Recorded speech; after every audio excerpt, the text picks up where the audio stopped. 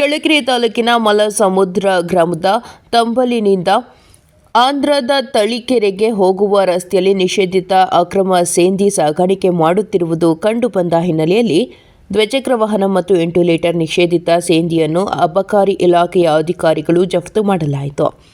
ಜಪ್ತು ಪಡಿಸಿಕೊಂಡ ಸೇಂದಿ ಹಾಗೂ ದ್ವಿಚಕ್ರ ವಾಹನದ ಅಂದಾಜು ಮೌಲ್ಯ 61,000 ರುಗಳಾಗಿರುತ್ತದೆ.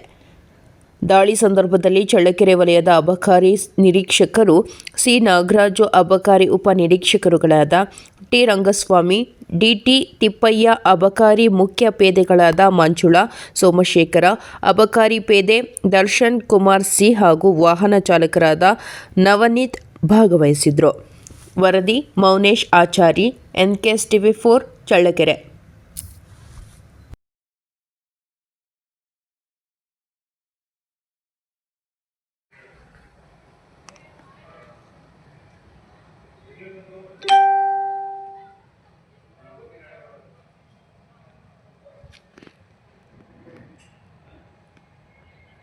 ಕಂಟಿನ್ಯೂಸ್